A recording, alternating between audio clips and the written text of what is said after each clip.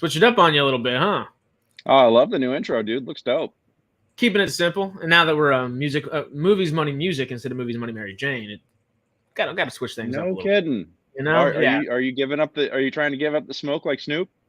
Oh, never, because he didn't give that up either. He did that for an ad. Oh, I know. Give that up. But I mean, that was like a scandalous 24 hours when I think every hemp grower in the world just watched their stock fall. You know.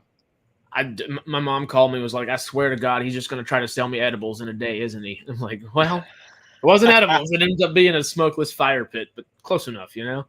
Still, man, that he had us going for a minute. I read that. I was like, is it like a health thing? But like Willie's still kicking, so it couldn't be like maybe he smoked enough Black and Mild. I just kept trying to like reason it for myself. Yeah, you know, I mean, maybe he's done with blunts, you know? So, yeah, hey, guys. Howdy. We got a few people up in here. Peter, Sarah, everybody. Howdy. Oh, good to see everybody. Good to see everybody. Great timing. Just finished recording a video. Attaway. Killing two birds and getting stoned. That's my favorite saying. But howdy. Welcome back to MCubed. We got Greg with us again today. Do I need to do an intro, or I think we know you at this point fairly well? I mean, I think so. Although this time I am beardless, so you know this is I shaved the strike beard at 12:01 a.m. once the strike was officially over. So, but now I'm like, do I need to start growing it again? I've got some concerns, so we'll see what's up. Well, it depends if you get a good job that needs a beard or not. You know. Yeah. It's always possible. Well, I don't know. I read the agreements and stuff, or I tried reading the agreements. My God, it's 20. There's a document that's 28 pages that is mostly legalese that I'm like, don't know if I'm smart enough to understand what the hell's in here. And with that in mind, I think a lot of people aren't smart enough to understand what's in there. And I think as a result, you know, I know that they're doing tours, and I know that they're doing meetings, and I know they're doing Q&As and everything else to try and answer the questions. I think that there's some fundamental miscommunications that have been discovered, and that it's you know, this is not the love fest that it was when the WGA got their deal. This is a very is iffy a good way of saying it? I think that's a good way to say it. Is iffy. It's like there's some good stuff. There's some like not so great stuff that could be worked out in individual contracts, but you have to remember that to actually do the individual contracts, and it's not like already baked in the cake, you know.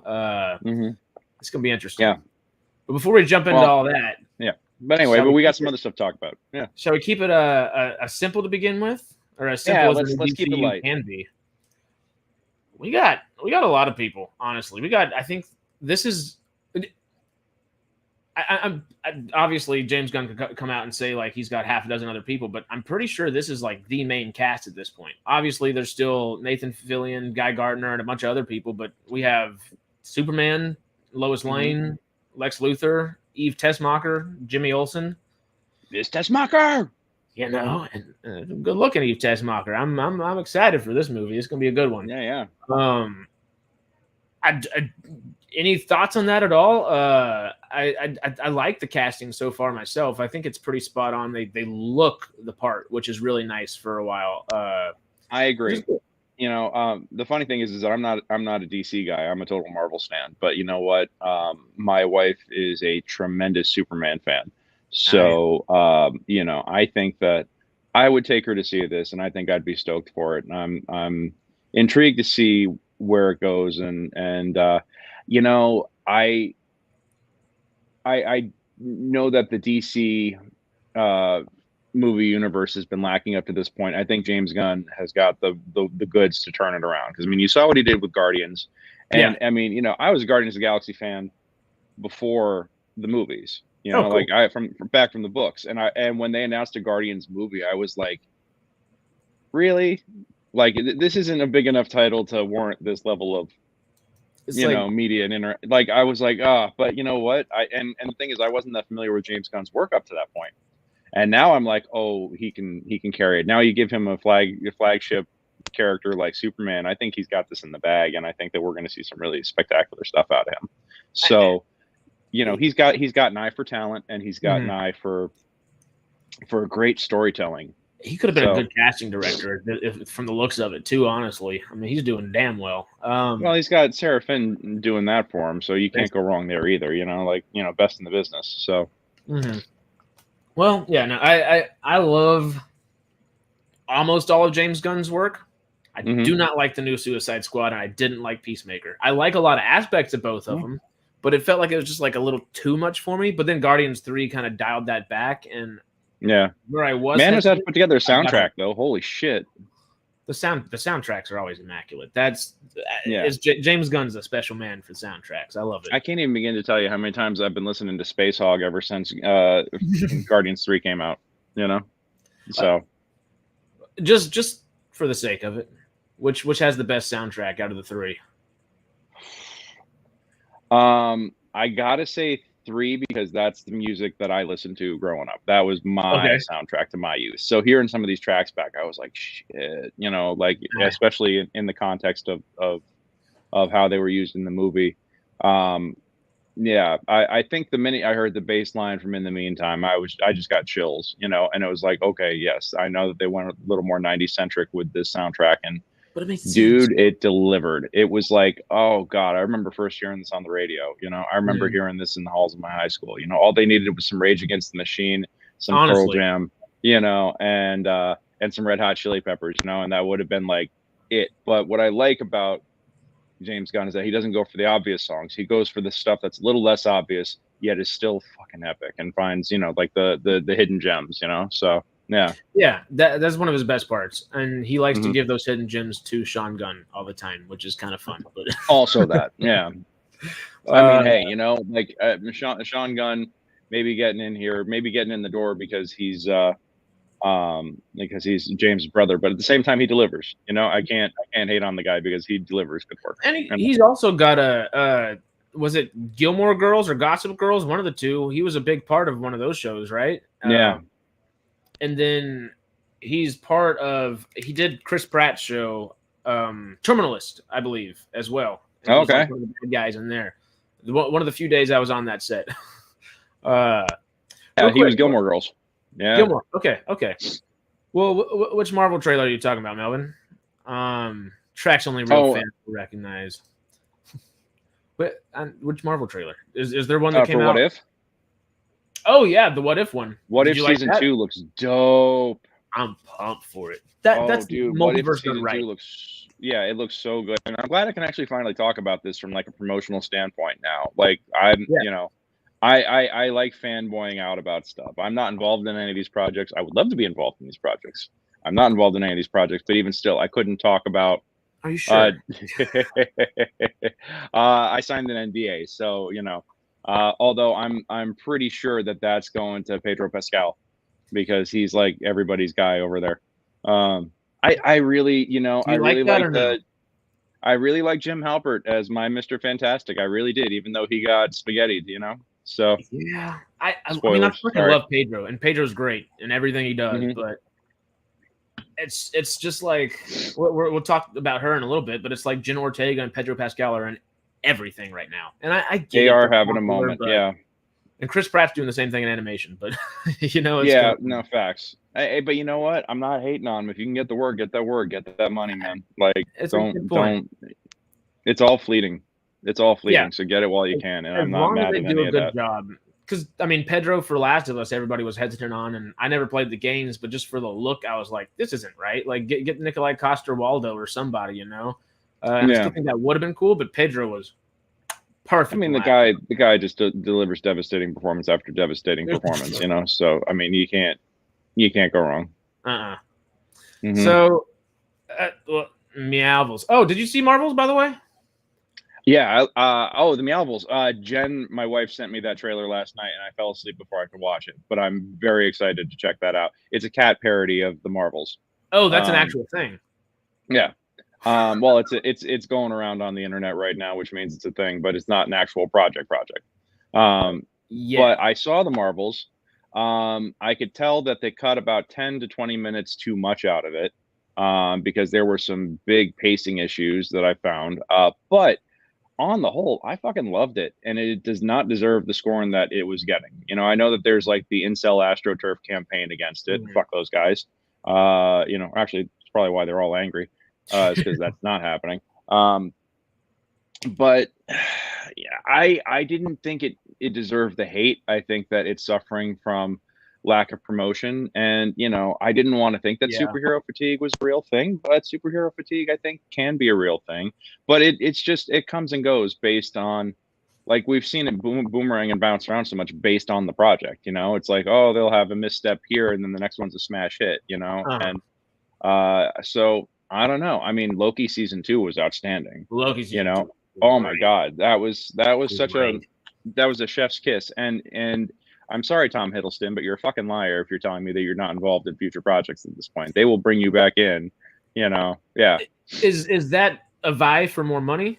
Is that a No, I think Andrew his contract Garfield? officially ran out. They're probably renegotiating right now and getting him into more stuff. But and that is a satisfying point for that character. But you can't tell me that he's not going to be involved in the resolution in the next Avengers movies. Like, they put him as like the linchpin of everything. That depending on how everything goes with Jonathan Majors' situation, actually bring him back to play Kang or whatever. Yeah. Man, oh God, like that whole situation. Like, I feel terrible for him. I feel terrible for because even if if he's innocent, then I mean, he's literally Probably had his entire life and responsible. career ruined already just by Yeah. the trial of public opinion. If he's Mhm. guilty, fuck that guy. But Yeah. but this is what I hate. I hate this kind of culture of just like shoot first and get the details Ask later. questions later. Yeah. Yeah. Western movies taught us not to do that. I thought, but Right. I mean, but that's the whole thing, is that everybody's got to have the social media hot take and the outrage these days, and that it ruins people's lives. And so if he's guilty, then he needs to face justice. But if totally. not, he's already faced, like, he's lost his management team, he's lost his agent, he's been dropped by Marvel, he's been dropped by this and that and the other thing, and all He over has that other Disney movie that he filmed that they just took shelf. completely off the books. That was supposed to be, I think, in the next couple of weeks, right? Yeah. Mm-hmm. And it's a dangerous thing. It's and that's a lot of people. That's not just him that it affects. It's everybody else that's involved in these projects too, where they lose a release and they lose it's uh they lose residuals, and but there is a Yeah. phenomenon happening in Hollywood right now where they'll shoot and complete something and then just shelve it, which, like, what the hell's the logic in that? Are they getting paid? Are their shareholders making more money if these things don't get released? I thought they made movies, Yeah. So Like, I love to think about things from the studio's perspective. Try to, like, put yourself in that big executive spot, and how that makes sense. I've yet to figure it out. There's nothing about it that makes sense to me at all. I don't know. yeah, Johnny Depp should have taught him. Oh, that's funny. yeah, for real though. Yeah. Um, Yeah. yeah. Anyway, So I keep hijacking. Sorry. no, do it, please. We're shooting the shit, just hanging out. Yeah. If we want to jump off of Marvel a little bit, do you want to? You said superhero fatigue. You want to talk about that for a second, or do you want to jump into a little Lucasfilm? Well, we could talk about superhero fatigue for 30 seconds or so. I think phenomenon, except I do see it kind of reflected in the box office. I think that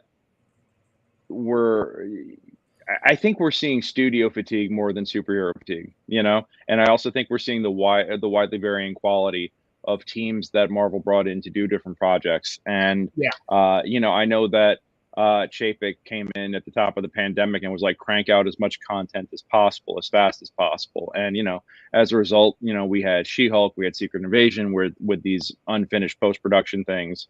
Loki at least got the TLC it needed to get finished up and look outstanding. Season 2 particularly. Mm-hmm. Yeah, season 2 was gorgeous, but it kills. I thought She-Hulk was a hell of a lot of fun, and I thought it was really well written. I enjoyed having a legal comedy that had superheroes, and I think that I'm a total Marvel fanboy, so I'm like, please just inject this shit directly into my veins. But I think that I do hear a lot of people complaining about, I don't want to have to watch 50 something hours worth of content before I'm able to, understand the story here. Yeah. And what I love is that there's tons of recap videos online of like, here's everything you need to know before you go see this movie. And it's like, yeah, if you're going to see a Marvel movie, just do your homework real quick so you know who shot who and the what now before you There's walk a in the 10-minute door. version of it, a 15-minute version of it, a 30-minute version, and an hour version. Yeah, Screen Rant does a really great job with that.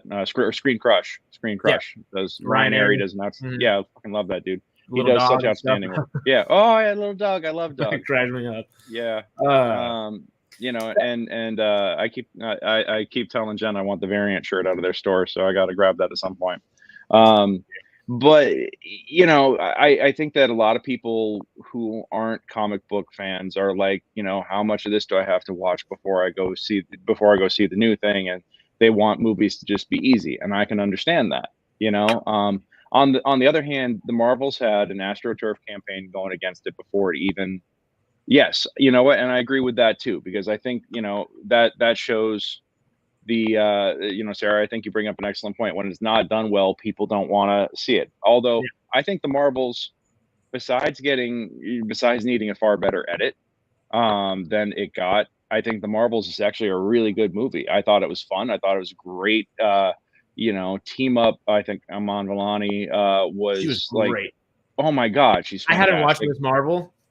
I watched it in 3 days after I watched the Marvels because it was great.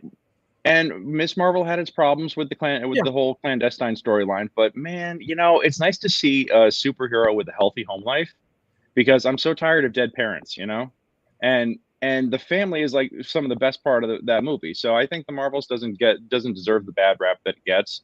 I think that it is it's a fun movie. You got to forgive a couple of things from the edit, because man, did they jump from traumatic memories to, okay, let's plan out the next steps of the heist here from like that. Well, you could tell they took, like you said, probably.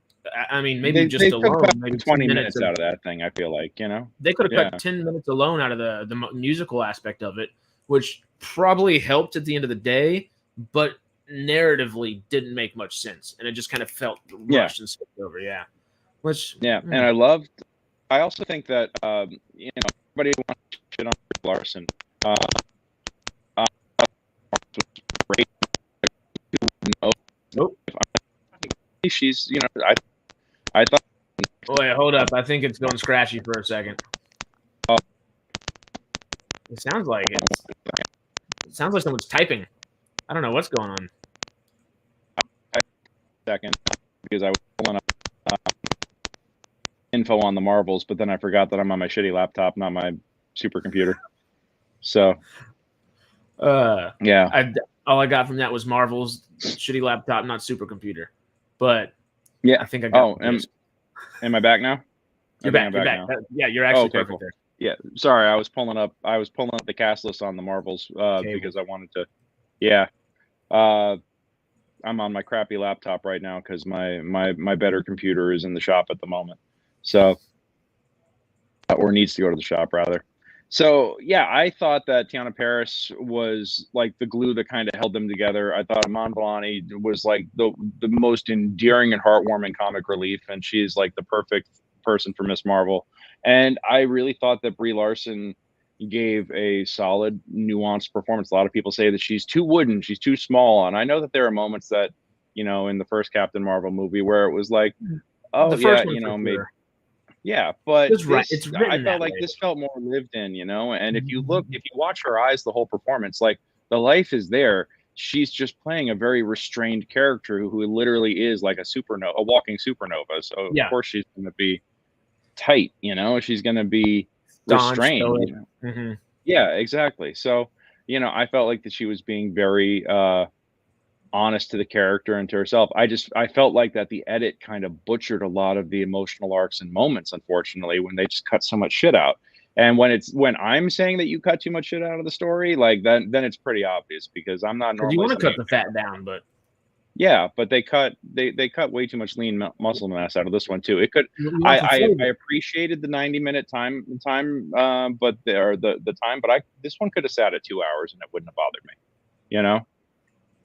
Yeah. So, but holy shit, the post-credit sequence, was great. man, I mean, short but I great. like total freak out fanboy. We're dealing with Beast and Binary, but also I'm like, God damn it, Beast. I was like, it's a good thing that the animators or the CGI artists and visual effects artists are unionizing, because man, they must be getting like work 20 hours a day for one bowl of rice or something, So Well, the rumors, or I guess the reports, the rumors, whatever they end up being, was they decided to do that 2 weeks before they released the film, which is insanity. well, and Insanity. If how that's my they question actually is how did they do that? Because the strike was still going on. Oh, did they choose to finally animate and put that scene in? You mean? Because it had to Well, have already that's a been in the good can. frickin' point too. Yeah, it had to already be in the can. Because What? they wouldn't have shot that new. You wouldn't have had people crossing line. Tiana Paris That's a good point. and Yeah. they wouldn't, and the Kelsey wonderful Grammer's actress not playing gonna do her, and Kelsey Grammer, Yeah. they wouldn't have crossed the picket line. They already had to have that in the can. Maybe they were like, okay, let's finally get, let's edit this and put it in as because I know that there's another sequence that they cut. I hear that there's another sequence that they cut that was supposed to be the post credit.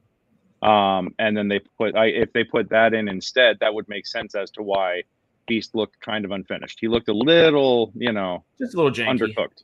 Yeah, a little janky. But the fanboy who grew up on the Bryan Singer X-Men films was not caring at that point. I was just all squee all the time with that. So I mean, The Last Stand's not the best movie in the world. But no, they fucked up The Last Stand because they always fuck up the Dark Phoenix saga because they just I have opinions. Like, I want somebody to actually do the Dark Phoenix saga right at one point, but in order to do the Dark Phoenix saga, first you have to build Phoenix.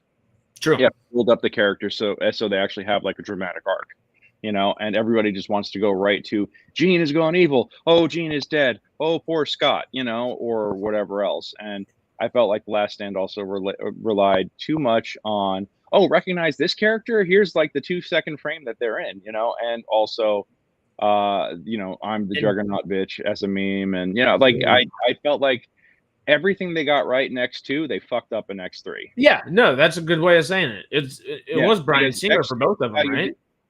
Yeah, Bryan Singer did not do 3. Bryan Singer did 1 and 2, but he was supposed to be directing 3, I want to say. Is this the one where we discovered that he had all those horrible skeletons in his closet? Would that have been around the same time? Because I think so. First Class was when he was out of the whole deal, right? And that was all Simon Kinberg, I believe. Yes, and I love First Class, except for its kill your minorities problem with Darwin, because literally Darwin's the what do you this is literally the unkillable mutant, and the first thing you do is you fucking kill him. Like, what how what? And also, like, it makes no fuck and it was like, oh, kill the one person of color in the whole damn thing, like, what the fuck. So many issues. And like the first half of the first act too, like it's just quick. It's so quick. I don't know. I thought Iman was I don't think she was blaming fans. I think it was she was saying, like, this isn't my thing to talk about. I'm not here for the box office. That's Bob Iger's job. I thought she was just kind of trying to get herself out of the conversation. I don't know. Yeah. I think she was trying to do exactly the opposite of that, based on what I saw from the interview. Was that she was like, you know what, the money stuff and how well it performs is their problem. She shows up and does she shows up and delivers the performance, and then it's up to everybody else to package it and make it happen. She said her family and the people she cares about liked it, and that's all that mattered to her. And I'm like, damn right, Yeah, I don't think I could see how that could be, if you kind of squint and look at it cockeyed, how that could be interpreted as blaming fans. But at the same time, I think she's trying to do the opposite of that, and that's a difficult question, And she's also younger, and yeah, interesting. But I mean, I think part of that is people still have a bad taste of Rachel Zegler in their mouth from, and just kind of expect that to be kind of what people are promoting for Disney right now, which sucks for Disney. It's a big thing for Disney. They're going to have to get that under control. It's probably a good thing. Snow White, right? Yeah, Snow White. It's probably a good thing that she wasn't able to go out there for Hunger Games, because she was decent in Hunger Games. I like her as an actress just fine, but yeah, she still does. She does come across a little smug no matter what she's doing, though, and that's the only. yeah. I think it's a fine line though, because she's also having to gird. I mean, these actors are also having to gird themselves against the whole internet's worth of criticism of everything they say and do, and they're having their performances and their likenesses and everything personally attacked. It's I think there's a level of and it was one thing when it was the papers and even TV critics and stuff and radio critics back in the day. The internet is pervasive. You carry the internet in your pocket now. Oh yeah. And anytime anybody farts in the wind about you hear about it.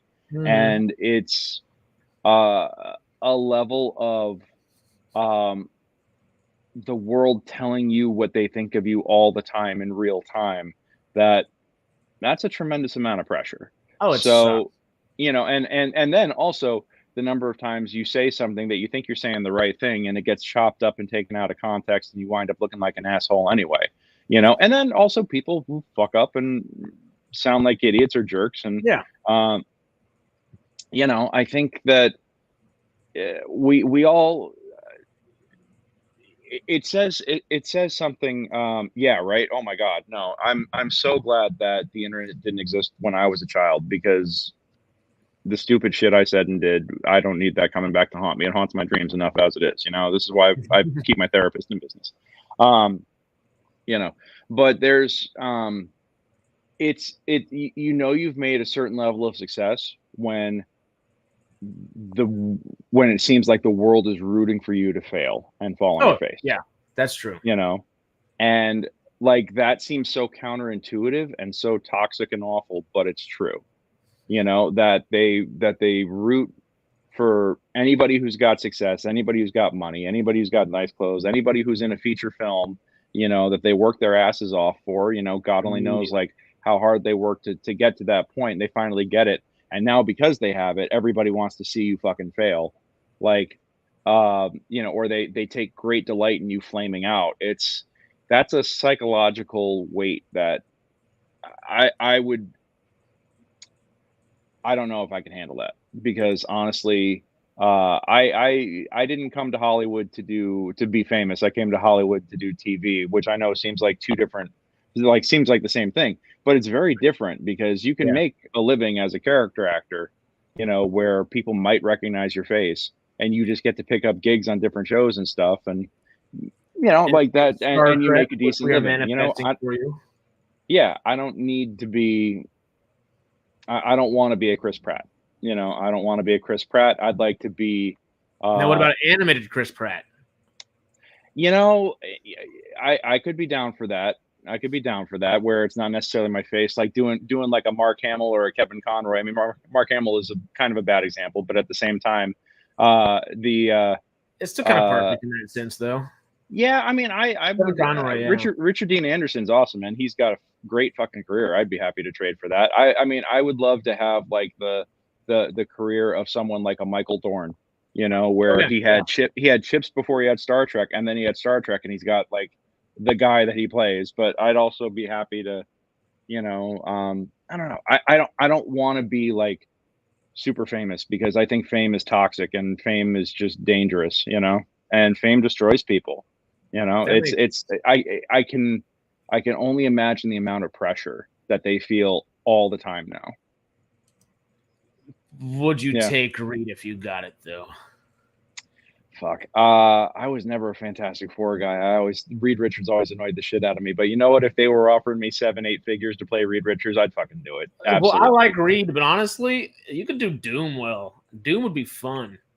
I've been bulking up. I could also play the Thing. I'm 6'5", 240, man. Like I'd rock the Thing. I'm not Michael Chiklis levels abroad, but I got shoulders on me. I love. I stood next to Chiklis. I didn't realize I was standing next to him in Winning Time. Just one of those days, I was like a background on Winning Time. Oh no shit!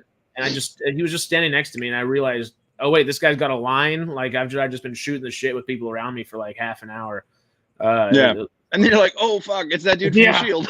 It's like, oh, It's him. You killed Jax Teller, you that was bastard. literally where my brain was going. I was like, it might be the Fang, but he killed Jax is what I'm thinking about. Yeah. I think worst if you Man, could I put love me someone. some SOA. I got to watch the final season of Mayans. I'm kind of like trying to gear up for it. It's It's. I mean, you can't outdo Sons of Anarchy, but it does it in its own way, just perfectly. I guess it's so sad, but it's so good. That's all I can give you for it. All right. The penultimate episode you'll really enjoy. It's like a breath of fresh air before you get into the hellscape that happens. Yeah. Well, I mean, I don't know anything about the final season of Mayans except for I'm assuming it's going to end as bloody as SOA because that's what Sutterverse does. Yeah. Yeah. Well, nobody gets out easy. Kurgan. Oh my God, I would love to play Kurgan. Holy shit, I would have so much fun with that. Honestly? Yeah. Dude, and I know how to fight with a sword. I'm down. There you go. Let's go. Let's fucking go. Just tweet at Henry Cavill as much as physically possible. Yeah. I mean, I'd also get back on Twitter to tweet at Henry Cavill. Yeah, I got rid of X. Is he on Threads? He's on Insta, so I'll hit him up on Insta. Yeah. And Insta is where everybody's at these days. Yeah. Hell yeah. I'm totally down for that. I would love that shit. Just to wrap the whole superhero thought process up real quick. Yeah, because we've been meandering a bit. Yeah. Superman Legacy. Mm-hmm. Is it going to be the thing that keeps... Is it the make or break for superheroes? Not necessarily the make or break, but like the fatigue aspect of things. Will that bring it back? No, I think it's the make or break for DC. I think it's the make or break for DC in particular. I think that there's a lot of DC's underperformed, to put it mildly. And Aquaman 2, I think, is the last of the Snyderverse coming out. Did you see the new trailer? I did, and again, I'm not a DC guy, but I'm like, okay, well, this looks intriguing, The new trailer though for it made me like not want to go see it. It was just really like, it was too tropey. I think John Campy was talking about it the other day. He was like, if there is a trope, it was put into this trailer, and I was like, well, it's a good point, Yeah. The first one was like intriguing, but also I don't like the hanging out your suit to wash, all that kind of stuff. I'm just like, it's a little too silly, but yeah, I think they're trying to keep it light, but they fucked up the Snyderverse real hard, and I think that a Superman Legacy is going to be, it's either the breath of fresh air that renews and regenerates and kind of wipes away all the shit from the last 10 years of DC, or it's going to be more of the same. And because it's James Gunn, I think it's going to be different. I think it's going to be funny. I think it's going to be quirky. I think it's not going to be your daddy Superman, know. And it's not going to be libertarian Superman a la Zack Snyder. So I think I'm excited to see. Like, I will probably see it because, again, my wife's a big Superman fan. I'm intrigued, and Nicholas Hoult, I feel like he's one of those actors that could just do no wrong. I think he's so awesome. Good. So I loved him in First Class. I thought he did an outstanding job as Beast. I have not watched The Great on Hulu, although I will probably look it up. But I mean, him doing costume drama comedy, fuck yeah, let's go. Did you see Tolkien whenever he made Tolkien and starred as Tolkien? No, I didn't. Oh God! It's not, all right, like amazing, but he does a fantastic job. It's kind of a very general story. You'd want it to be a little more something just because it's JRR, but it's still good. Yeah, it's still really good. That I haven't seen The Great, but that's the closest thing to The Great I've seen, and he's great for lack of a better word. There you go. But what else am I thinking of? Renfield. He just did Renfield, and him and Nick Cage with him and Nick Cage and Nick. Oh man, and Nick Cage has just gone full blown. Nick Cage has entered his final form. Like this is when he's in. I mean the unbearable talent or whatever it was, unbearable weight.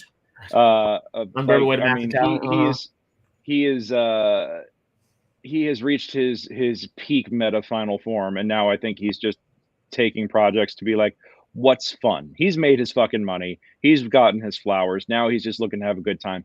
And who else I feel like is like that is Daniel Radcliffe. Daniel Radcliffe is just like, I'm going to take shit that's fun because I've made my fucking money. Yeah, you know? he's like, I don't want to be known for just this thing. Like, let me like Yeah. go out there and do some stuff. I mean, Jesus, he's on Broadway now, and he, like, yeah. So God bless. I mean, that Mhm. to have your laurels and be able to be making to be making money and doing passion projects for the rest of your life, starting in your 20s. Fuck, that's privilege, man. That's like the lotto. When Yeah. Radcliffe did Swiss Army Man, my brain just went like, what are we doing? Whoa, what's Yeah. going on here? And it was great, and everything he's done. I still need to see Guns Akimbo. Is like the only thing I think that I haven't seen from his like I want to see that. Yeah. fun little repertoire. Horns was Yeah. good. There's a bunch of them. But yeah, I'm kind of with you. Where I don't necessarily think this is like the make or break, but it will be for DC. That's for sure. I think it will help Marvel a little bit too, just not having a film for a year and then Marvel only having one film next year. Sony's kind of screwing them up a little bit by tossing 3 films out next year, I think. Yeah, but I mean, I think the Sony Spider-Verse. I mean, I watched the Madam Web trailer and I'm like, okay, I didn't think that I haven't seen Venom. I haven't seen Venom 2. I didn't watch Morbius because I'm like, I don't care about the Sony Spider-Verse. But Madam Web made me interested. Really? I'm like, okay, a fucking time loop movie with spider people? Sure, why not? Like, I'm game. And everything else being pushed back, I'm like, I want something quirky and different, That's true. It's just because there are a couple moments in the trailer, both Dakota Johnson and Sydney Sweeney there were moments in the trailer I was like, that's not good acting. Why would you put that in a trailer? And that worries me a little bit. yeah. But I'm hoping that it's the same team behind like the Spider-Verse stuff and not necessarily the Venom and Morbius kind of stuff because I'm not the biggest fan of that. Fucking, I just watched Across the Spider-Verse 2 nights ago, and that first time? Yeah, I missed it. I missed it when it first came out because I forget when it came out, but we were in the thick of it. But that was a visual masterpiece. That was a magnum opus, and I felt the same way about Into the Spider-Verse. Yeah, I was about to say, to top that is insanity, and they did it. Dude, how they did Hobie Brown was just like they invented new animation algorithms just to do Hobie because they had different elements of that character walking around in different sync. Or like out of sync with itself, and they made it work. It was a visual cornucopia. I think they overdid the Spider-Man point meme. Like, I thought it was like, okay, but when they did it, I laughed. At the same time, I was just like, oh yeah, naturally they're gonna go here for that. But man, they did. I loved it. I thought that visually it was absolutely fucking stunning. And like what they did with color schemes and what they did with animation styles and how they blended it all together and how everybody would take on a little bit of the style and when they would go from world to world and like what was it, the 14-year-old kid that animated the entire Lego sequence because he just that's just insanity. That's like sick. Oh, that's sick. But that kid really fucking good at what he does. Like, God, man, that's like, God, that was awesome. That was awesome. And I love the fact that that Marvel was like, hey, we saw your shit. We want you to do this in a major feature film. Like, hell yeah.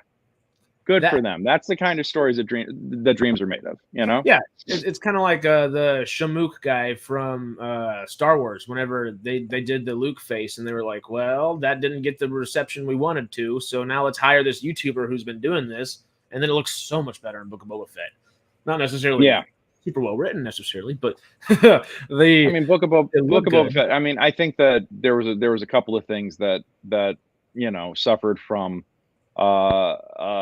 Chapek going schnell, more content schnell, and I feel like Book of Boba Fett needed another 2 passes.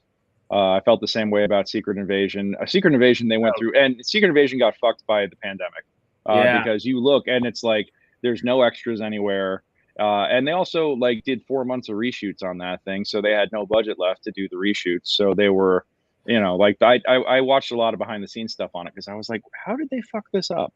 And it was It got fucked in the rewrites. It got destroyed in the rewrites, and then they had no budget to do the reshoots. And that doesn't help with actual like CG cost after the fact either. Oh yeah, because the Super Scroll looked terrible. So I bad. mean, Well, yeah. Anyway, but we did touch on Star Wars. Yeah, but okay. real quick, the Marvels. We'll jump on Star Wars real quick. But I did not like that Nick Fury didn't act like the same dude from Secret Invasion. I liked his character a hell of a lot better in the Marvels than I did the one from Secret Invasion, but it didn't feel like that happened right after. And then I agree with that. Also, I agree with that. He was back on his full swagger with like not even missing a step at that point. And it's like that's a little jarring. Yeah. It's like you just went through some life-changing shit, my dude. Like, And where's your wife? You know? Yeah. Isn't she up on the station with you, or did you already send her back home? Or is she on the planet with the other Skrulls? And like, are we gonna get it all? Yeah. Like that would have been some good personal stakes. Although Nick Fury as comic relief works so well.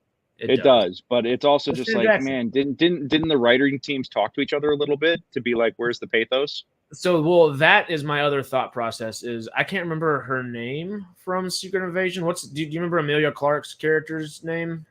Oh God, no, I know that she's Super Skrull, but I can't remember what the character name is. Technically, she has all these powers, right? So she Where the fuck was she? Literally Captain Marvel's light-based binary power. So like, where was she in this movie? Why the hell didn't she show up to fight? She's literally got the same DNA as Carol Danvers. Like, why is she not part of this? It threw me off a little bit. But besides that, I did enjoy the hell out of Marvel. But you also like, I think what we're seeing in the movie, the MCU, is what we're seeing in comic books now. What we've seen in comic books for a long time, when you have the same characters being written by different writing teams for different books. You're seeing these inconsistencies, and they're not talking to each other. I hate to tell you, it doesn't get much better. I wanted to like it, but man, end of episode 1. Oh, that they did that character dirty, dude. They did that character dirty for no fucking reason. For no reason. No reason. Yeah, and there's no payoff. I'm like, was their contract up?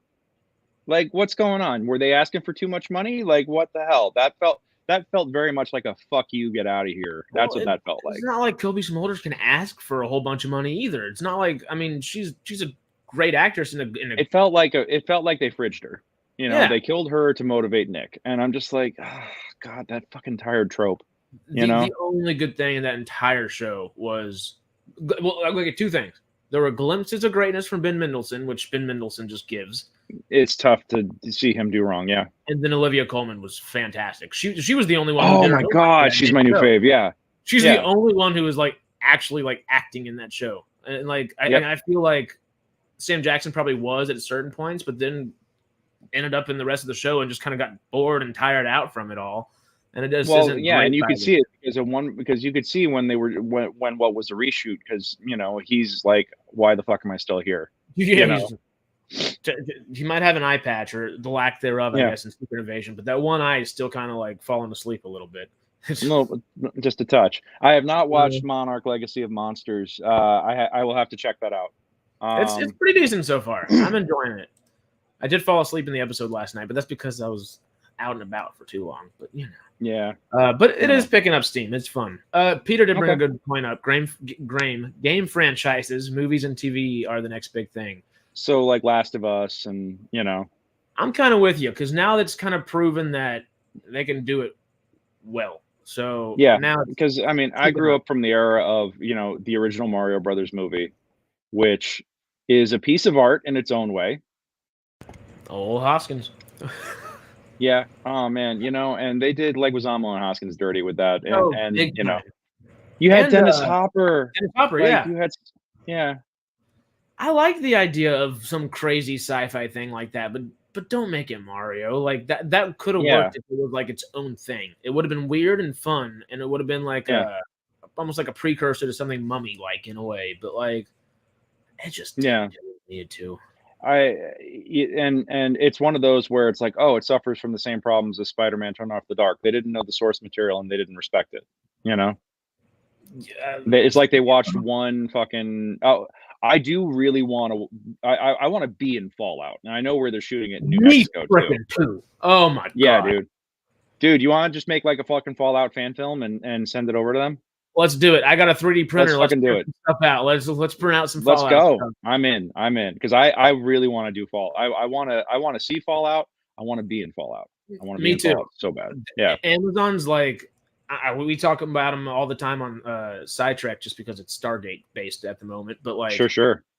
Everything they're doing, the Warhammer stuff, the Fallout stuff, I mean, little RoboCop, Life Sounds Good, you know, like they're coming out with some cool stuff. I want to be working with them a little bit. They're at a point now where they can do video game IP adaptions well, you know, for the Stranger stuff. God of War as Who well. knew a Tetris movie was going to be good? What? Yeah.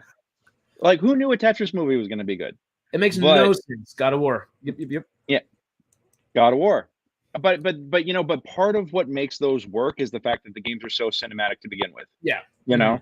I mean, if somebody did a Heavy Rain movie, that's a natural noir movie that you were just playing through on a fucking on a PlayStation. It was, you know, press X to Jason, you know, like Change the medium. Yeah, but those were already movies to begin with. So the fact that they're finally transferring over makes perfect sense. Yeah, I think I heard about the Halo series, did not have a chance to watch it.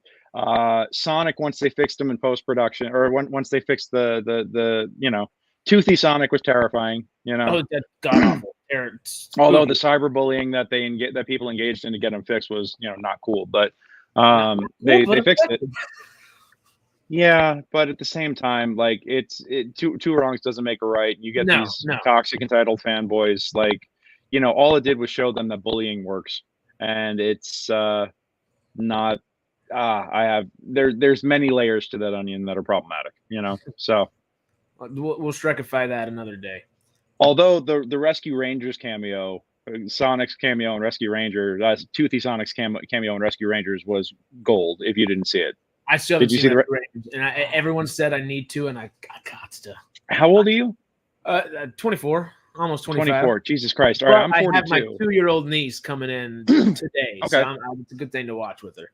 Well, yeah, but okay, as a 42-year-old man, I grew up on the original Rescue Rangers, and I grew up on all the cartoons and references and everything. So there's going to be a layer of jokes and things that you're just a little too young for. And I'm not trying to sound condescending. It's just going to be, there's a lot of shit that you weren't around for to begin with.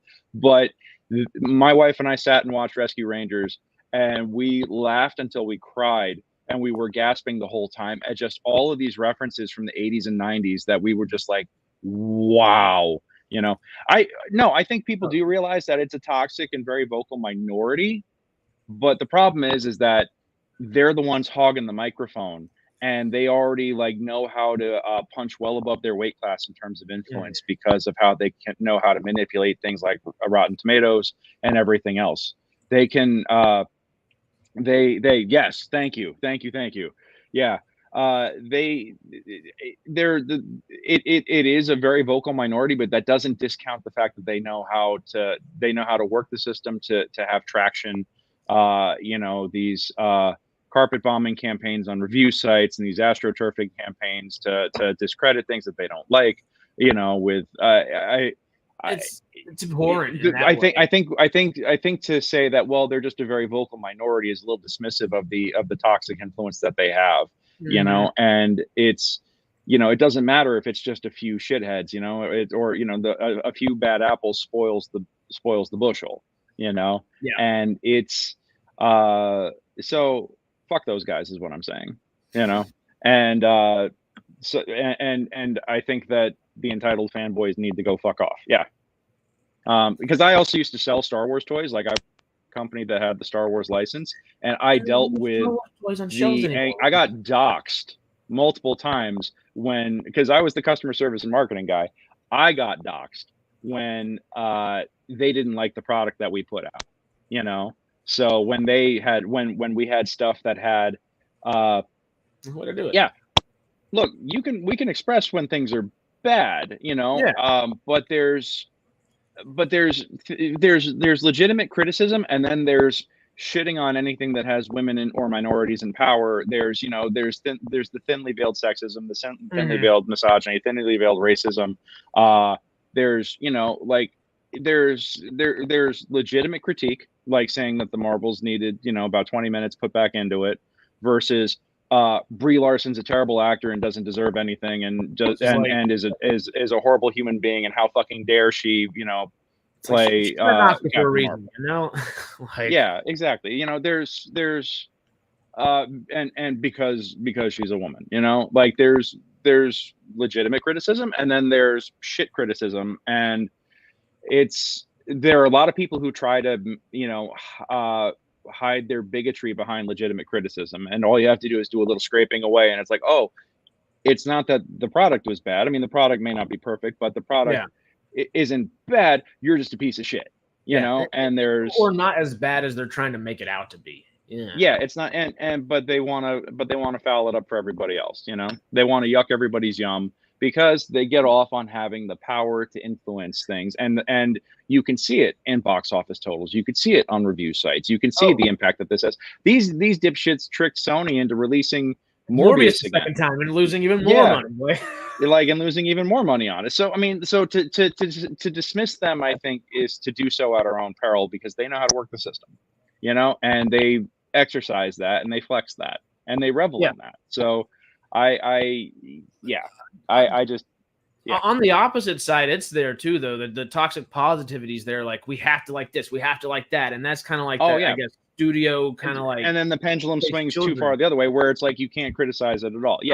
No, there's got to be where it's okay to be honest. Like, just be honest. That's all. There's got to be a place for genuine discourse, but there's both ends of the spectrum are demanding, that they're the genuine discourse when they're not, and it's like, I can criticize the Marvels, but also be like, I liked it, but also, and the thing is that everybody is demanding consensus on things that don't require consensus. And if you don't agree with the consensus, that you're a terrible person, and it's like, consensus is not a moral imperative, dude. It's like, I like that we have this internet that's international and allows us all to like hear each other's opinions that much quicker and all these things, but that doesn't mean we all have to agree. It never meant that. Yeah. It's not something that we and have it to could just be like, yeah, it wasn't for me, or yeah, I liked it, I'm sorry you didn't. I mean, like, but we're tribalism, and bringing everybody, like, I liked it so much better when I didn't have to be subjected to everybody else's opinion 24/7. I liked my life so much better. I don't fucking need to know, and I don't care. It feels like a hoop and a hurdle just to do anything sometimes, and it's just like, come on. Real quick though, I'm thinking about Sonic. That was the first movie I ever saw in 40X, and I am in love with 40X movies now because of that. It was a great one to start with, because it was so insane that it was kind of like, okay, so this is almost like a roller coaster, and it got me kind of into the mindset for it.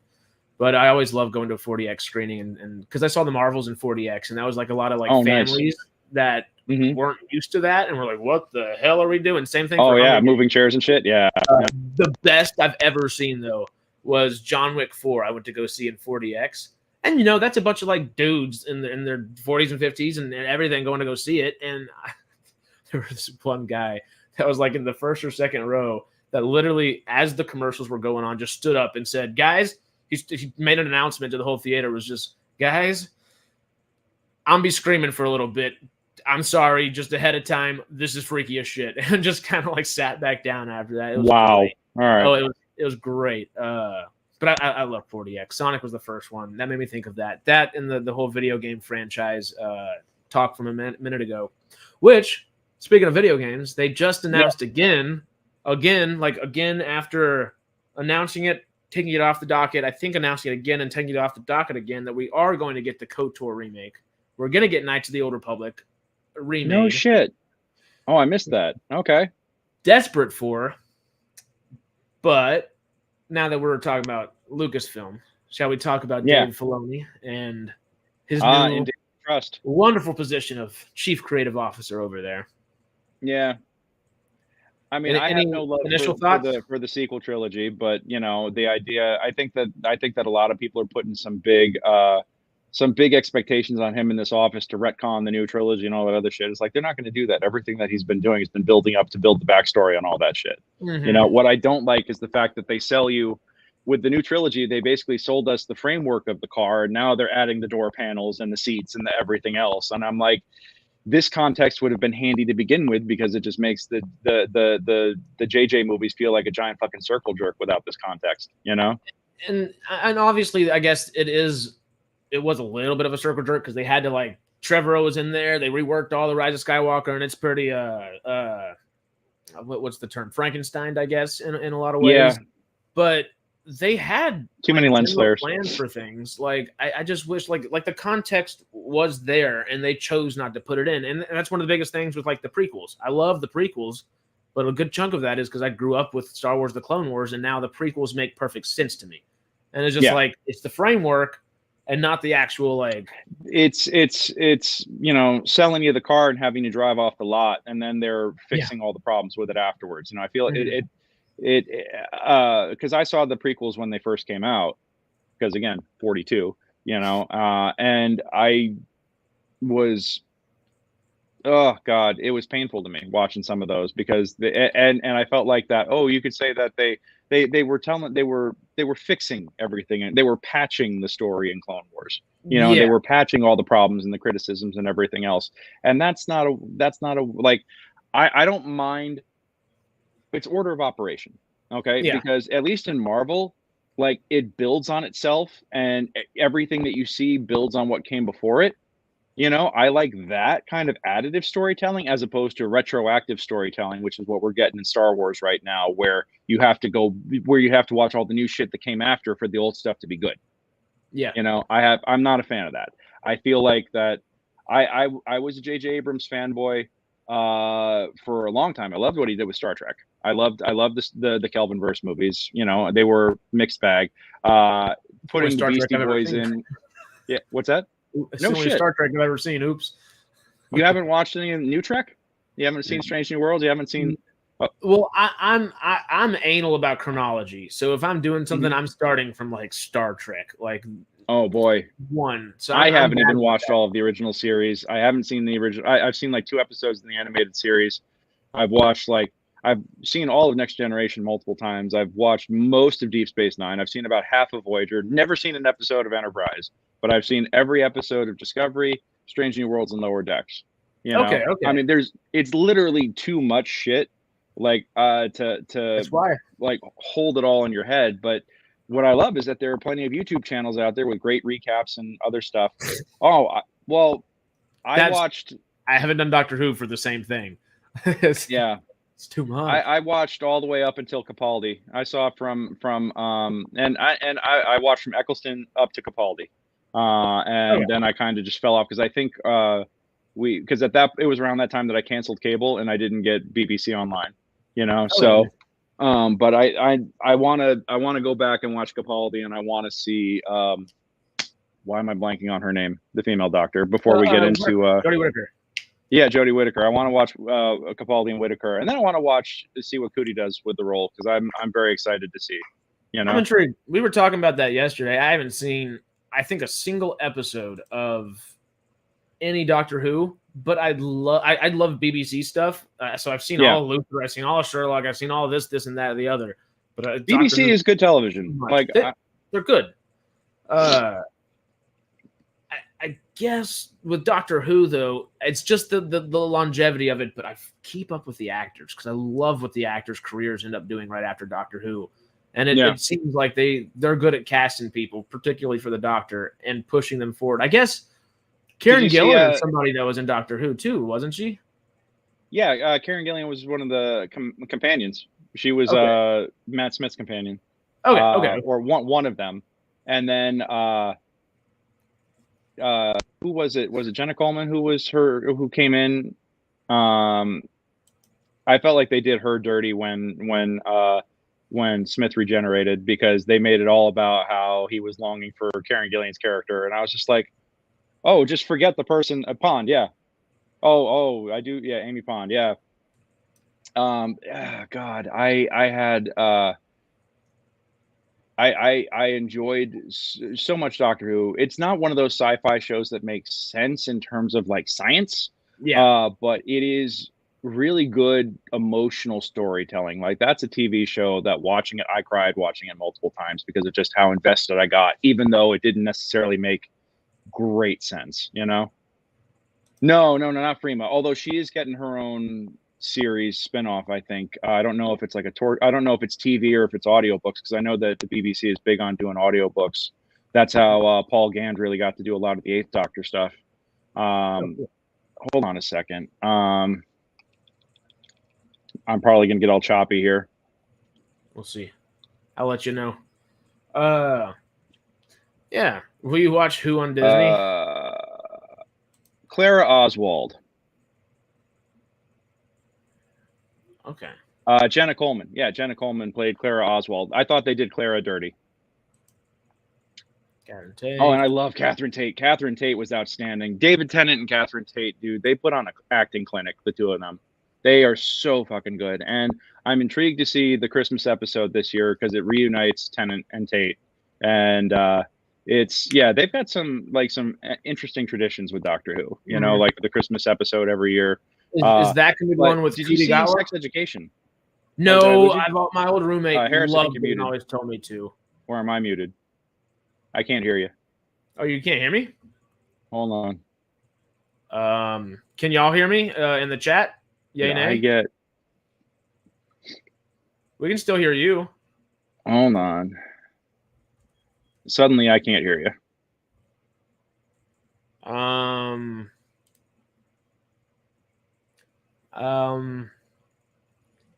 Can y'all hear me in the chat? Yes, you hear. Sorry, guys. Speaker, AirPods, test. Anything. You want to try hopping back in and out, maybe? All right. Hold on one, because I think this is a problem on my end. I am so sorry. No worries at all. No worries at all.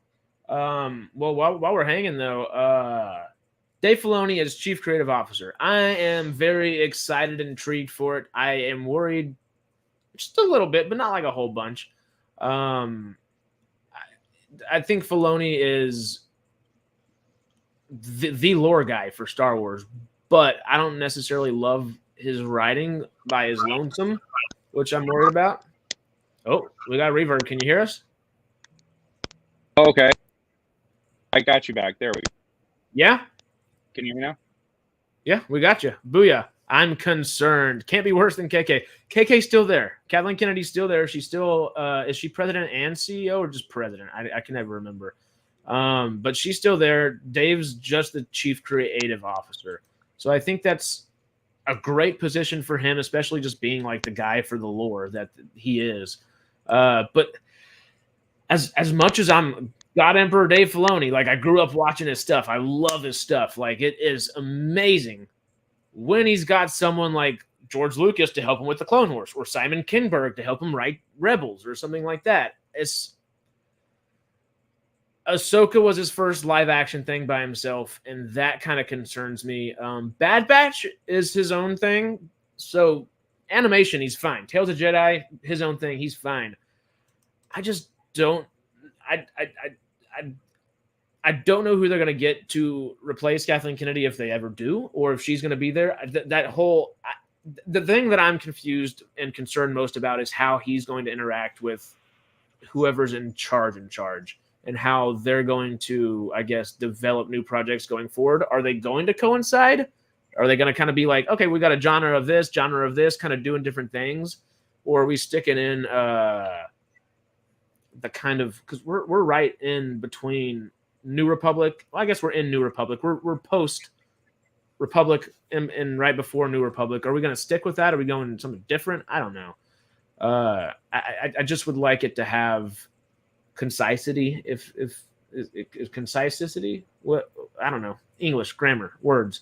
I'd like them to just be concise with it. Have a plan it out, and work that plan instead of partial plan.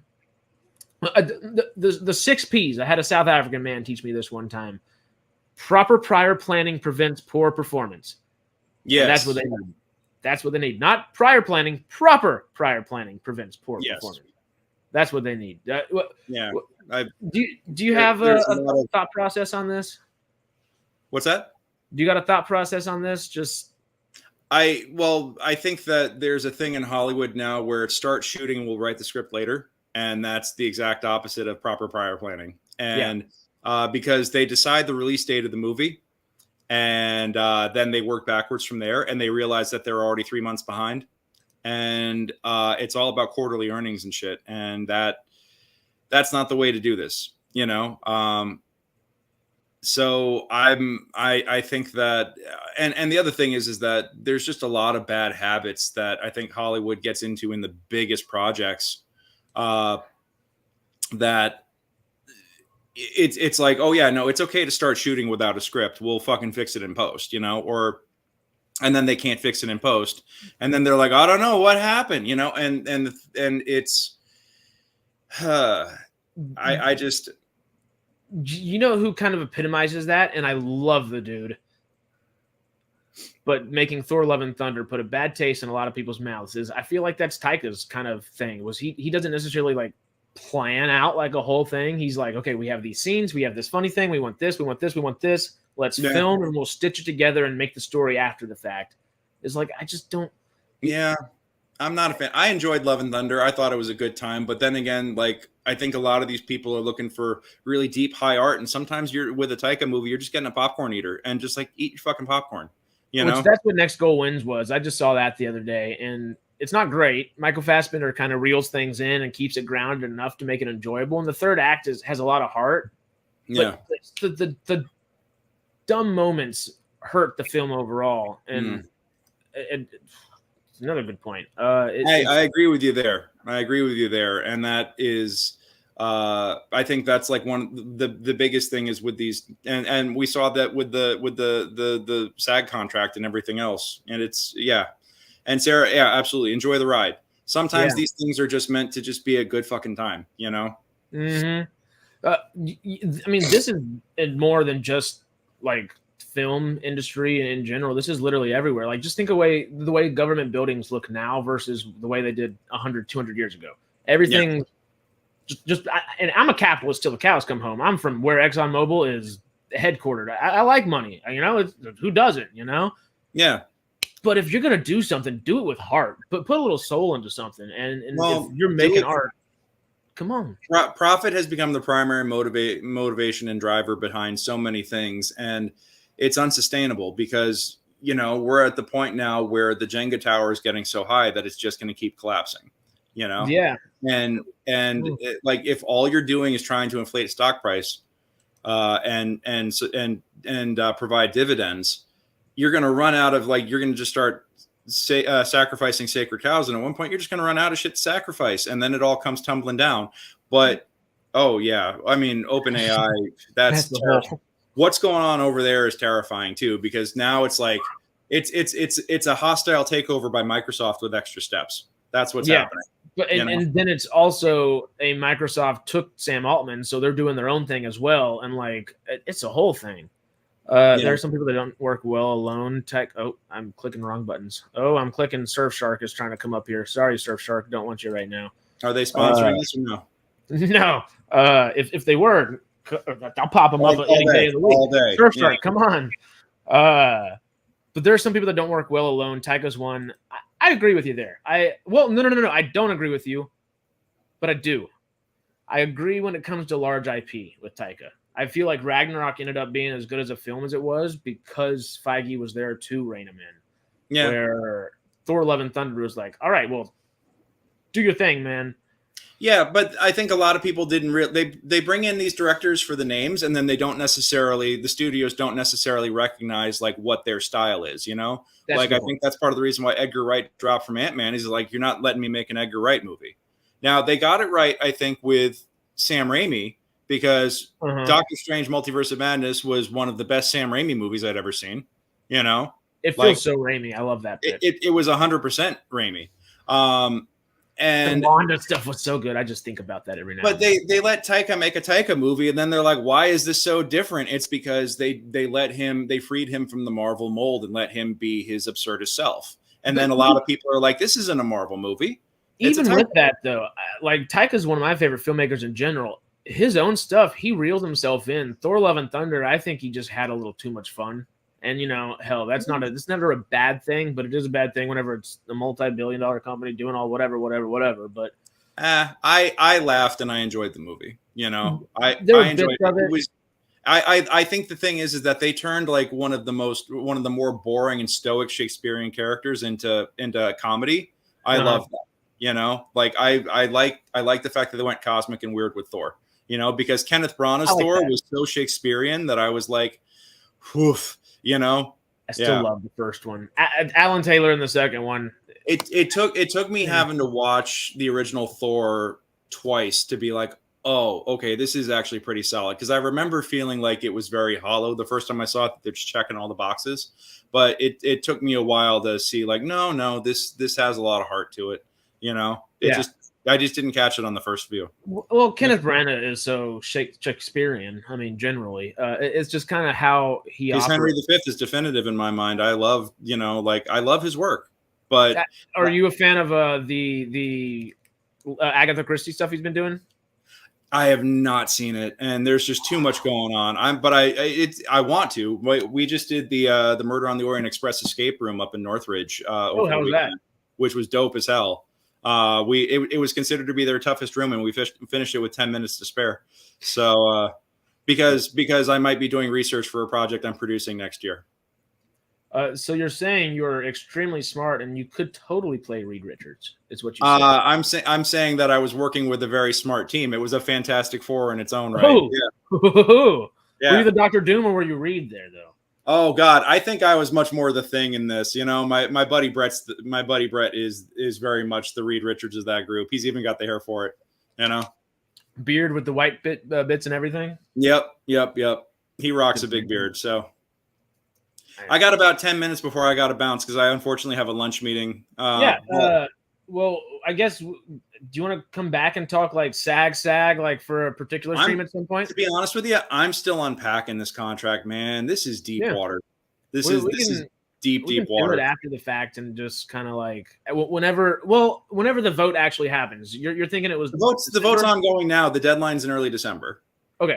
This means I actually have to get my dues paid up so I can get my ballot. So I'm just waiting for a couple of payments to come in from clients so I can drop a couple K, pay for the right to vote. Yeah. I mean, I pay the bare minimum dues. It's $110, but it's the Hollywood. So it's like but it's an important vote right now. And I'm still going through all the documentation. I tried reading the 28-page deal memo last night, and well, they can't read the contract yet because the contract is still being written. All it is that we're reviewing is the deal memo of what is supposed to be in the contract. Oh, really? Yeah, the contract is being written right now. So they haven't. November 8th wasn't like a finalization of the contract? No, it was an agreement in principle.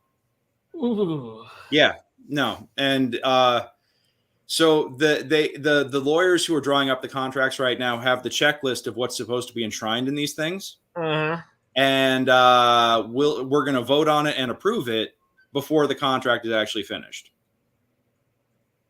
Yeah, I know. But then again, here's the other thing: the standard TV agreement the standard agreement, which is what we just negotiated, is the deal memo is 28 pages of changes and updates to the existing agreement. So that's what it is that it just gets renegotiated and updated, and a lot of red lines and crosses and stuff. So I think there's a big movement to vote no.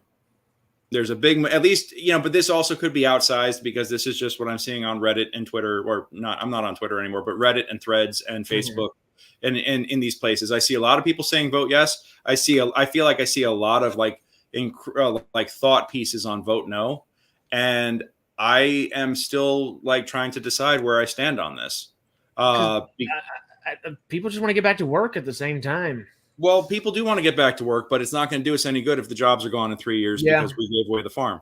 But at the same time, the people who are saying vote no, a lot of them are saying that we should just have no AI in movies at all. Like and I'm like, that genie's out of the bottle. That's not reasonable. If that's what you're building a vote no argument on, then you're going to fucking lose. Yeah. because this is reality now. This stuff is here. But do I think the protections go far enough? No, I don't. I don't think they do. I think they're good. I think they're a decent starting point, but they're rife for exploitation. And I don't know if we're going to get another bite at this apple, you know?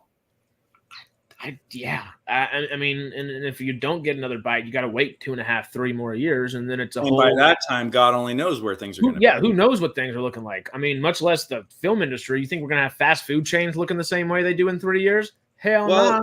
I look at it like this: if we're at a point where the machines are going to take over doing everything, then we either need to go to a society where there is, where we are now in a true utopia where we don't have to pay for things anymore, or there's got to be other ways to make money, you know.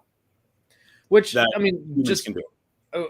I know it's. I mean, we don't have to go all into AI and all that, but like, none of us know what jobs are going to look like in 5 years, much less 10 years. The whole landscape of everything's going to be different, just like it was with internet. I mean, the amount of job openings that happened then, IT wasn't a thing 50 years ago. A generation and a half ago, it wasn't a thing. Now, it is. It's one of the most common jobs there is, and one of the most like pertinent jobs you can have nowadays.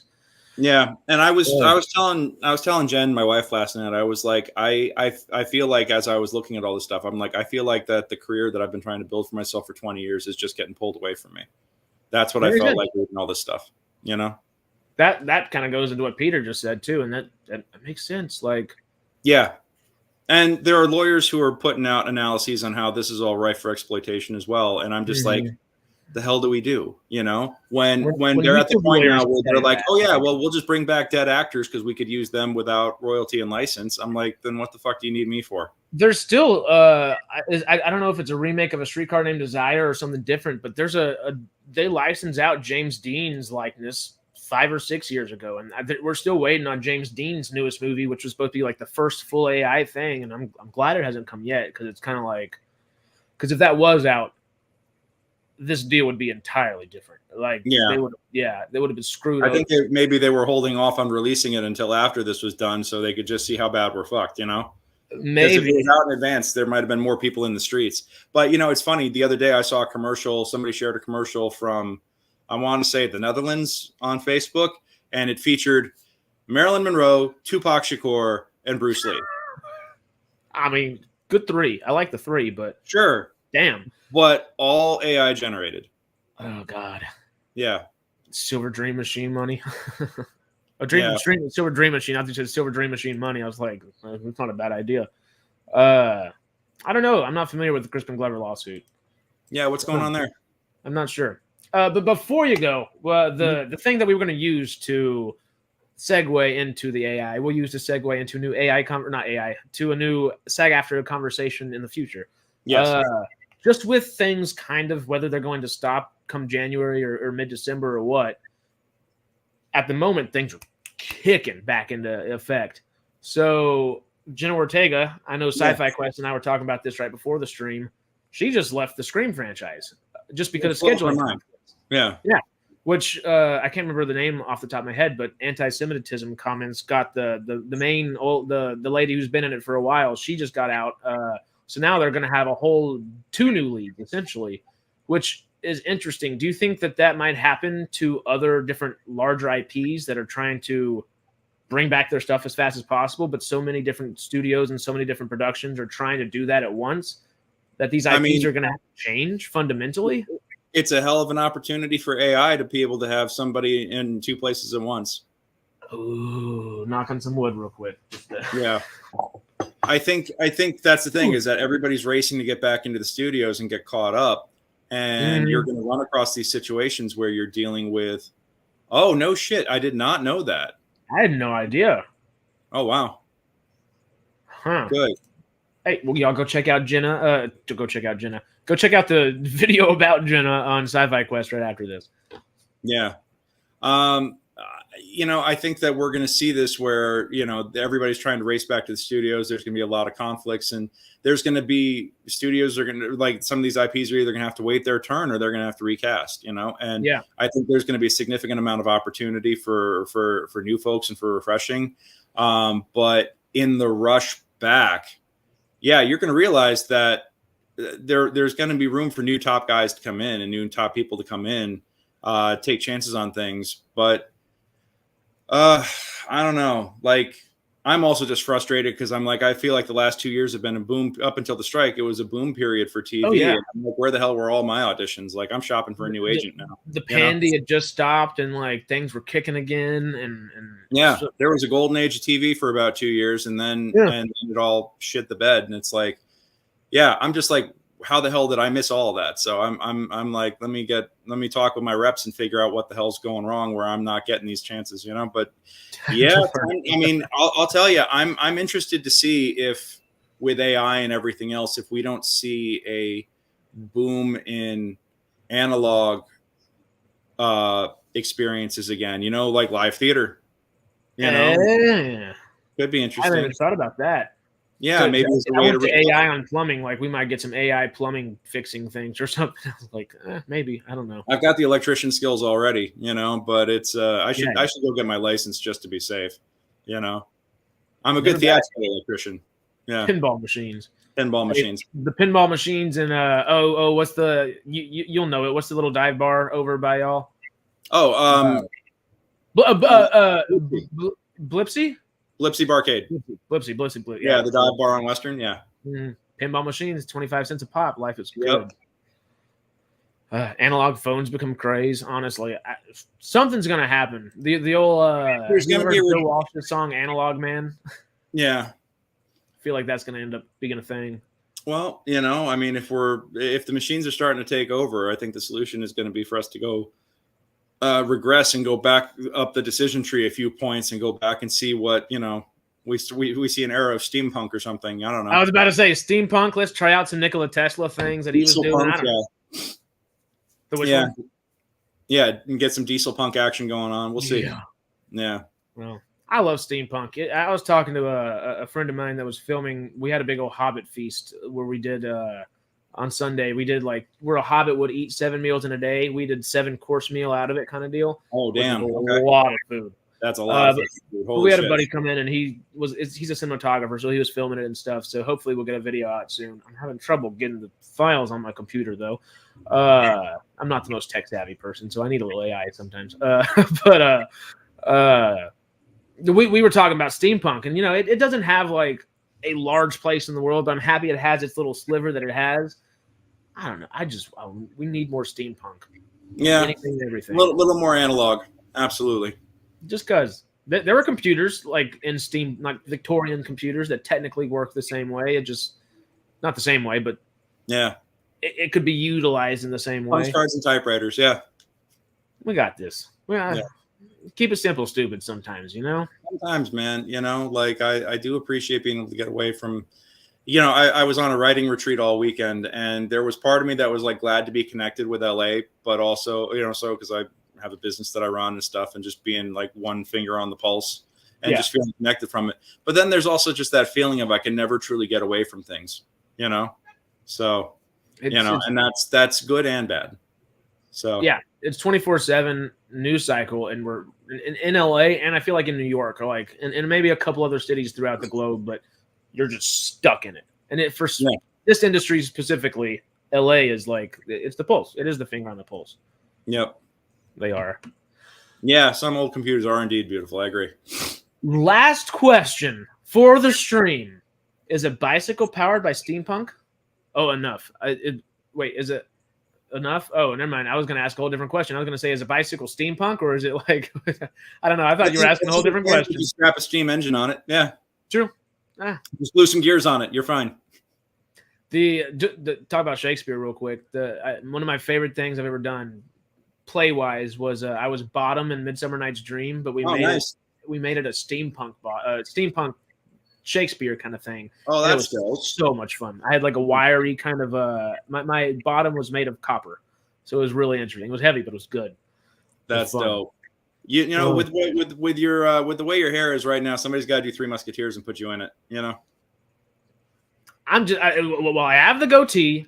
Put me in something sci-fi western or like weird fantasy something. Like, let me be a character actor. You do good westerns right now too. Absolutely. I just got on the whole. Paramount Plus has been where I've lived for. Yellowstone and everything. Yeah, that whole Yellowstone universe. I haven't got to Yellowstone yet, but I've watched everything before it besides Mirror Kingstown. But I know it's not. my buddy Alan Heights was in what was the one from the 1800s, 1873, 1883? 1883. He was in that. Yeah, he was one of the cowboys. That is, it's my favorite miniseries ever. I think. Yeah, that alone was excellent. And Tim McGraw, Faith Hill was just fun to see, because Jay's in Yellowstone for a little bit at a certain point. No and shit. Then, yeah, I don't think Kevin Costner kills him, but I think one of Kevin Costner's kids kill him or something. All right. So I don't know when it is, but I'm excited just to be watching Yellowstone at some point and be like, I know that bastard, that guy, yeah. But I mean, Tim McGraw played his dad in The Blind Side, so that's just funny to see him like still working and still doing stuff like that, and bring his wife Faith Hill to do it, and they both did so well. That's so awesome. well. Check that out. Yeah, I've been stuck on that lately. It's been well, great. Let's you and me seriously talk about doing some sort of like Fallout Western style spinoff or something. Did we talk about LA Comic-Con already? Are you going to that? LA Comic-Con? No, I'm in tech, unfortunately. I'm designing a production of She Loves Me, doing lights for She Loves Me at the Broadwater for Conundrum Theater Company, and that's my load in is that whole weekend. So I would love to go to LA Comic-Con. I really would, but I can't. I'm going to be in a 10 out of 12 both days. So yeah. Well, old Chaz is coming back into town during that time, and he is very good. He's got like I think 3 3D printers going at his house right now. So I'm making him help me with this, and we're getting going. That's dope. All righty, brother. Well, hey, I got to hit the road, but let's you and me sit down and shoot the shit about a Fallout fan film or something like that. We could do the Ghoul and the Super Mutant or something, I'm in. Honestly, the good, the bad, and the mutants, So that I'm in. That's actually fucking great. Yeah, two different types of mutants, just different ways. Yeah, absolutely. Thing, just a little different. I got a couple of friends with good effects makeup skills and shit, so we could do some fun stuff. I'm in. All righty, man. Cool. Yeah. Well, take care. Thank you for having me. Thank you for coming, my friend. Literally, anytime you want to just come talk, you're always welcome. But we will figure out something once. Yeah, let's. You know what? Let me hit you up in about. I'm in Vegas next week, but let's maybe in 2 weeks when I come back and we'll see where we're at about the contract. Okay. Yeah. I'll keep doing my homework and seeing if I could decipher if this is a good thing or a bad thing. It's definitely we don't see the same party like Mardi Gras atmosphere around this agreement that you did with the WGA. I mean, that was like a fucking party, and I'm heartbroken that we're not in the same sitch. So yeah, it is what it is. Fingers crossed it works out though. Yep, just something good. I don't know. Regardless, we fed on. Yeah. So well, I hope if I don't text you or see you on Facebook or whatever, I hope you have a great Thanksgiving. I hope you and Jen have a good time. Thanks, man. You too. Yeah. Let's get together offline and we'll talk Fallout. All right. Yeah. Sounds like a plan. All right. But for all y'all here, like, comment, subscribe, do all that good thing. Follow on Twitter, Instagram, Snapchat, all the same thing right there. That's where we do the Mary Jane aspect of the channel still on the Snapchats.